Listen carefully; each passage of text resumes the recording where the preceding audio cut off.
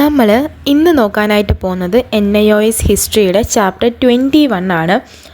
National movement and Indian democracy, ദേശീയ പ്രസ്ഥാനവും Indian ജനാധിപത്യവും.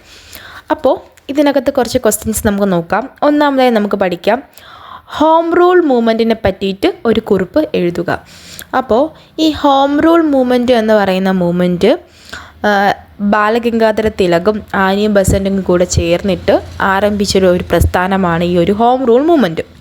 ഇതെന്ന് പറയുമ്പോൾ ഒരു 1916 മുതൽ 1918 ഈ ഒരു കാലയളവിലായിരുന്നു എന്തുണ്ടായിരുന്നത്, നമ്മുടെ ഹോം റൂൾ പ്രസ്ഥാനം ഉണ്ടായിരുന്നത്. ഓക്കെ, അപ്പോൾ ഇതിൻ്റെ പ്രധാനപ്പെട്ട പ്രവർത്തനങ്ങൾ എന്തൊക്കെയാണെന്ന് ചോദിച്ചാൽ, നമ്മുടെ ബ്രിട്ടീഷ് ആധിപത്യത്തിനെതിരെ ഇന്ത്യക്കാർക്ക് സ്വയം ഭരണം വേണം എന്നുമായി ബന്ധപ്പെട്ടിട്ടുള്ള കുറച്ച് പ്രവർത്തനങ്ങളാണ് നമ്മുടെ ഈ ഒരു ഹോം റൂൾ മൂവ്മെൻറ്റിൻ്റെ പ്രധാനപ്പെട്ട പ്രവർത്തനങ്ങളെന്ന് പറയുന്നത്. ഓക്കെ, തിലക് ഹോം റൂളിൻ്റെ ഭാഗമായി ബന്ധപ്പെട്ട് കർണാടകയിലും മഹാരാഷ്ട്രയിലുമാണ് മെയിനായിട്ട് പ്രവർത്തനങ്ങൾ നടത്തിയത്. ആനി ബസന്റ് ആണെങ്കിൽ ഇന്ത്യയിലെ ബാക്കിയുള്ള ഭാഗങ്ങളിലും നടത്തി ഈ ഒരു പ്രതിഷേധം നടത്തി.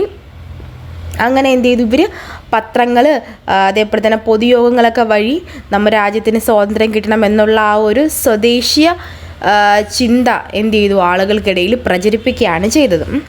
1917 ആയ സമയത്ത് ആനി ബസന്റിനെ എന്ത് ചെയ്തു, നമ്മുടെ ബ്രിട്ടീഷുകാർ ഇതിൻ്റെ ഭാഗമായി അറസ്റ്റ് ചെയ്യുകയാണ് ചെയ്തത്. പിന്നെ എന്ത് ചെയ്തു, അങ്ങനെ നമ്മുടെ ഈ ഒരു ഹോം റൂൾ മൂവ്മെൻറ്റ് അവസാനിക്കുകയാണ് ചെയ്തത്. ഈ സംഭവം എന്ന് വെച്ചാൽ ഓരോ പ്രസ്ഥാനങ്ങൾ വരും, അവരെ നേതാക്കന്മാരെ ബ്രിട്ടീഷുകാർ അറസ്റ്റ് ചെയ്യും. അങ്ങനെ അറസ്റ്റ് ചെയ്ത് കഴിയുമ്പോൾ എന്ത് ചെയ്യും, ക്രമേണ ആ ഒരു പ്രസ്ഥാനം അങ്ങ് തകരുകയാണ് ചെയ്യുന്നത്. ഓക്കെ, നമ്മുടെ സ്വാതന്ത്ര്യവുമായി ബന്ധപ്പെട്ട് ഏറ്റവും പ്രധാനപ്പെട്ട ഒരു പ്രസ്ഥാനമായിരുന്നു ഹോം റൂൾ പ്രസ്ഥാനം എന്ന് പറയുന്നത് കേട്ടോ. നമ്മുടെ സ്വാതന്ത്ര്യത്തിലേക്ക് നയിച്ചതും ഈ ഒരു ഹോം റൂൾ പ്രസ്ഥാനം വഴിയാണ്. ഇനി നമുക്ക് നോക്കാം, എന്താണ് സ്വദേശി ആൻഡ് ബോയ്ക്കോട്ട് മൂവ്മെൻറ്റ്.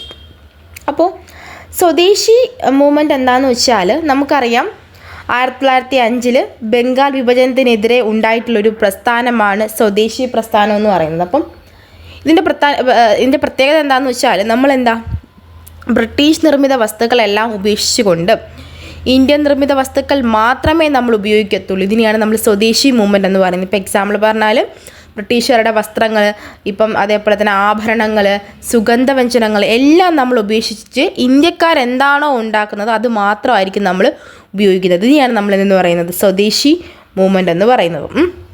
ബ്രിട്ടീഷ് ഉൽപ്പന്നത്തെ നിരസ്കരിച്ചുകൊണ്ട് ഇന്ത്യൻ ഉൽപ്പന്നത്തെ പ്രോത്സാഹിപ്പിക്കുക.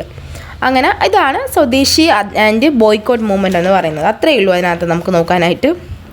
ഇനി നമുക്ക് നോക്കാം, എന്താണ് ചൗരി ചൗര ഇൻസിഡൻറ്റ്. അപ്പം നിസ്സഹകരണ പ്രസ്ഥാനത്തെപ്പറ്റി നമ്മൾ പഠിച്ചിട്ടുണ്ട്. അപ്പം ഈ ഒരു പ്രസ്ഥാനത്തെ തുടർന്നാണ് എന്തുണ്ടായത്, ചൗരി ചൗര ഇൻസിഡൻറ്റ് ഉണ്ടായത്. ഇതെന്ന് പറയുമ്പോൾ 1922 ഫെബ്രുവരി 5 ഈ ഒരു ചൗരി ചൗര ഇൻസിഡൻറ്റ് നടക്കുന്നതെന്ന് വെച്ചാൽ, ഉത്തർപ്രദേശിലെ ചൗരി ചൗര എന്ന് പറഞ്ഞ ഗ്രാമത്തിലുള്ള 300ഓളം കർഷകർ എന്ത് ചെയ്തു, പങ്കെടുത്ത ഒരു ജാഥയ്ക്കെതിരെ ബ്രിട്ടീഷുകാർ എന്ത് ചെയ്തു, വെടിവെച്ചു.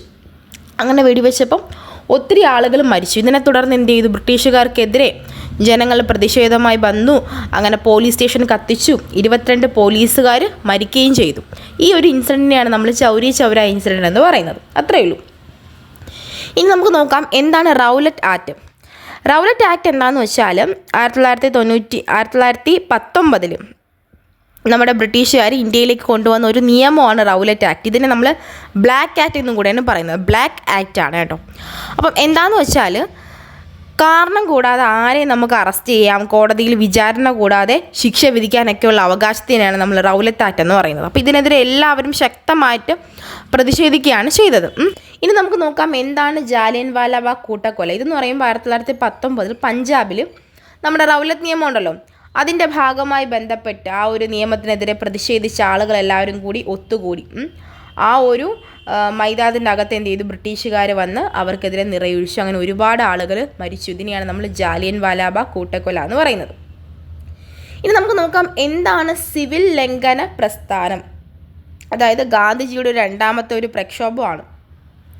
മെയിൻ തീം ഇത് തന്നെയാണ്, പൂർണ്ണമായിട്ട് സ്വരാജ് കിട്ടണം. ഇതിൻ്റെ ഭാഗമായിട്ട് മദ്യഷോപ്പുകളെല്ലാം നമ്മൾ പിക്കറ്റ് ചെയ്തു. അത് മാത്രമല്ല വിദേശ വസ്തുക്കളെല്ലാം ബഹിഷ്കരിച്ചു. ഇതൊക്കെയാണ് സിവിൽ നിയമത്തിൻ്റെ പ്രധാനപ്പെട്ട പ്രവർത്തനങ്ങളെന്ന് പറയുന്നത്. ഇനി നമുക്ക് നോക്കാം എന്താണ് ദണ്ഡി യാത്ര. ദണ്ഡി യാത്രയും ഉപ്പ് സത്യാഗ്രഹം എന്താണെന്ന് വെച്ചാൽ നമുക്കറിയാം ബ്രിട്ടീഷുകാർ എല്ലാത്തിനും നികുതി വർദ്ധിപ്പിച്ചു. അപ്പോൾ അങ്ങനെ സാധാരണക്കാർ ഉപയോഗിക്കുന്ന എല്ലാത്തിനും നികുതി വർദ്ധിപ്പിച്ച് അവസാനം ഉപ്പിലേക്ക് എത്തി. കാരണം ഉപ്പില്ലാതെ ഒരു കറി പോലും നമുക്ക് വയ്ക്കാനായിട്ട് സാധിക്കത്തില്ല. അപ്പം ഉപ്പിലും നമ്മൾ നികുതി വെച്ചപ്പോൾ എന്ത് ചെയ്തു, പാവപ്പെട്ടവരായിട്ടുള്ള എല്ലാ ആളുകളെയും നന്നായിട്ട് ബാധിച്ചു. ഈ വിവരം ആരറിഞ്ഞു? നമ്മുടെ ഗാന്ധിജി അറിഞ്ഞു. അദ്ദേഹം സബർമതിയിൽ നിന്നും ദണ്ഡി കടപ്പുറം വരെ നടന്നു വന്നു എന്ത് ചെയ്തു, എന്നിട്ട് ഈ ഒരു ബ്രിട്ടീഷുകാരുടെ പ്രവണതയ്ക്കെതിരെ പ്രതിഷേധിച്ചു. അങ്ങനെ എന്ത് ചെയ്തു, അവർ 1930 ഏപ്രിൽ 6 പോയിട്ട് എന്താണ് ഉപ്പുണ്ടാക്കി അതിൽ നിന്ന് ഒരു പിടി വാരിയെടുത്ത് എന്താണ് ആ ഒരു നിയമം ലംഘിക്കുകയാണ് ചെയ്തത്. ഇതിനെയാണ് നമ്മൾ ഉപ്പ് സത്യാഗ്രഹവും ദണ്ഡി യാത്രയെന്ന് പറയുന്നത്. വളരെ ഇമ്പോർട്ടൻ്റ് ആയിട്ടുള്ള ഏരിയയാണ് കേട്ടോ, അത് പഠിച്ചു വെച്ചേക്കുക. ഇനി നമുക്ക് നോക്കാം എന്താണ് ക്വിറ്റ് ഇന്ത്യ സമരം. ഇത് 1942 ഓഗസ്റ്റ് 8 ക്വിറ്റ് ഇന്ത്യ സമരം നടന്നത്. അപ്പം നമുക്കറിയാം ഗാന്ധിജിയാണ് പ്രധാനപ്പെട്ട നേതാവ്. അദ്ദേഹം പറഞ്ഞു ഒന്നുകിൽ പ്രവർത്തിക്കുക അല്ലെങ്കിൽ നിങ്ങൾ മരിക്കുക, ഒന്നുകിൽ സ്വാതന്ത്ര്യം കിട്ടണം അല്ലെങ്കിൽ ഞങ്ങൾ എല്ലാവരും കൂടി കൊല്ലണം. അങ്ങനെ എന്ത് ചെയ്തു, ഇതിൻ്റെ ഭാഗമായിട്ട് രാജ്യത്തിൽ അമ്പാരം ഹർത്താലുകളും പ്രകടനങ്ങളും അവർ പോലീസ് സ്റ്റേഷൻ എല്ലാം അക്രമികൾ കത്തിക്കുകയൊക്കെ ചെയ്തു. അങ്ങനെ എന്താണ് ഈ ഒരു സമരം 2 മാസത്തിനുള്ളിൽ തന്നെ ബ്രിട്ടീഷുകാർ അടിച്ചമർത്താണ് ചെയ്തത്. അപ്പം ഇത്രയും കാര്യങ്ങളാണ് ഈ ഒരു ചാപ്റ്ററിനകത്ത് നിന്ന് പഠിക്കാനായിട്ടുള്ളത്. അപ്പോൾ വീഡിയോ ലാസ്റ്റ് വരെ കണ്ട ആളുകൾ ജസ്റ്റ് ഞങ്ങൾ ലാസ്റ്റ് വരെ കണ്ടു എന്ന് മെസ്സേജ് ചെയ്യുക.